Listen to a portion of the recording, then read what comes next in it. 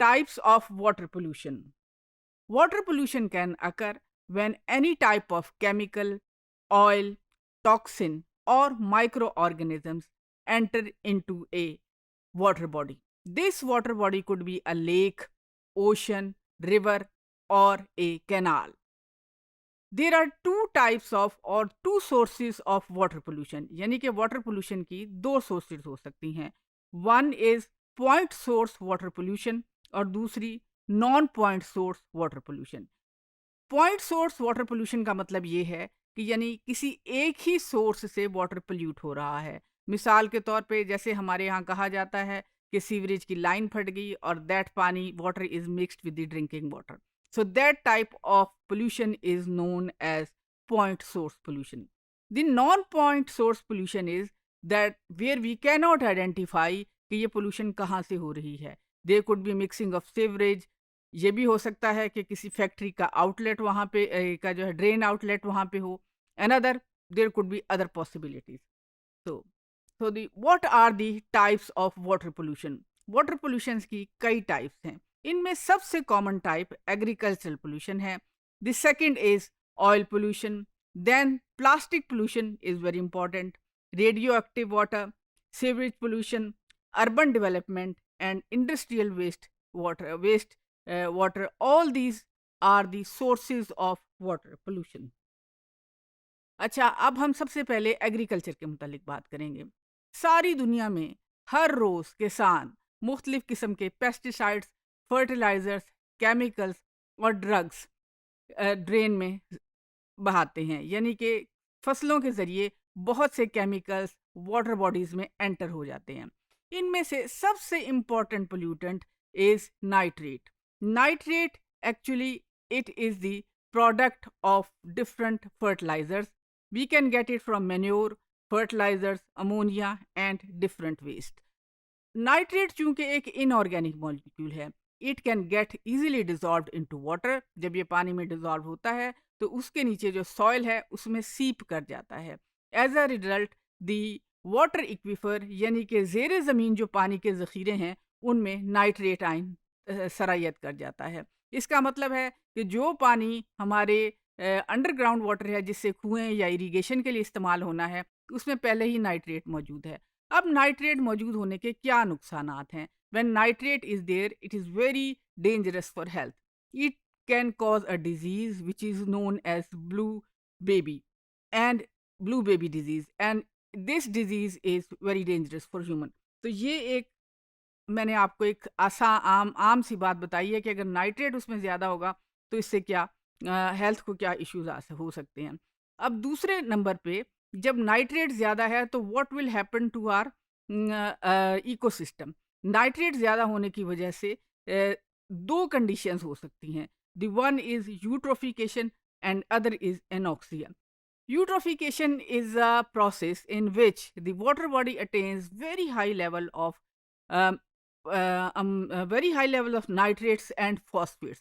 अब नाइट्रेट्स और फॉस्फेट आप अगर पिछले मॉड्यूल्स को याद करें, these two compounds are required for the growth of plants. इन मॉलिक्यूल के ज़्यादा होने की वजह से different types of algae grow very well. वो ग्रो करती हैं और उसी तरह डिकम्पोज होती हैं. उनके डिकम्पोज होने से वो बैक्टीरिया जो कि डिकम्पोजिंग में पर रिलाय करते हैं उनकी पॉपुलेशन में एकदम से इजाफा हो जाता है. ऑक्सीजन जो है वो सारे सिस्टम की कम हो जाती है and this situation is known as anoxia. और ये ऑक्सीजन जो कि मेरीन लाइफ यानी कि जो यहाँ पे फिश हैं या मेरीन एनिमल हैं उनके लिए रिक्वायर्ड होती है और वो कम हो जाती है. इसके ऑक्सीजन के कम होने से और डिग्रेडेशन बायोमोलिक्यूल ऑर्गेनिज्म की डिग्रेडेशन की वजह से जो है एक वाटर में एक स्मेल पैदा हो जाती है and that smell is very bad. रॉटन egg like smell होती है और पानी का रंग भी लाइटिश ग्रीन या ग्रे कलर का हो जाता है and that is an indication of the eutrophication. यानी कि इसका मतलब है कि वाटर में पोल्यूशन हो गई है. तो this slide shows the process of eutrophication. यानी कि नाइट्रेट और फॉस्फेट ज़्यादा हैं, सनलाइट मौजूद है, वाटर इज़ देयर, तो algae will flourish and in the end जितनी जल्दी वो प्रोड्यूस होंगी उतनी जल्दी उनकी डेथ होगी. उनके डेथ होने से बैक्टीरियल सेल्स जो हैं बैक्टीरिया एक्टिव होंगे, उनको डिकम्पोज करेंगे और ऑक्सीजन इस तरह सिस्टम में कम हो जाएगी। अच्छा, अब हम दूसरी तरह की पोल्यूशन की तरफ आते हैं, दैट इज सुइज पोल्यूशन।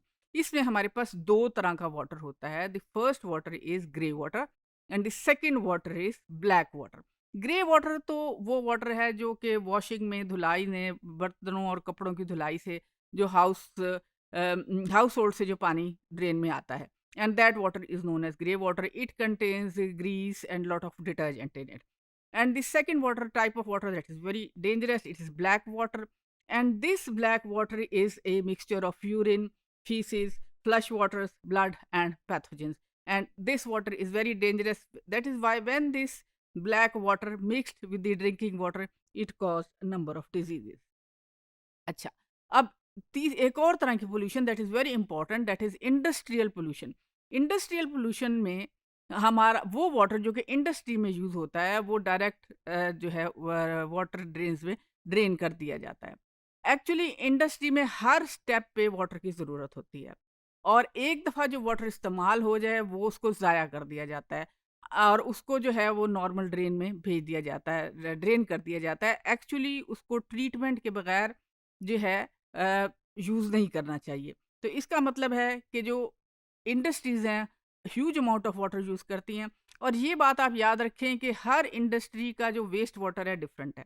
मिसाल के तौर पे एक टैनिंग इंडस्ट्री है, उसमें क्रोमियम की अमाउंट बहुत ज़्यादा होगी as compare to a sugar industry और अ स्टील इंडस्ट्री। तो हम इनके लिए एक तरह का बायोसेंसर या एक तरह की पॉलिसी नहीं बना सकते। They have got different types of pollutants molecule in them.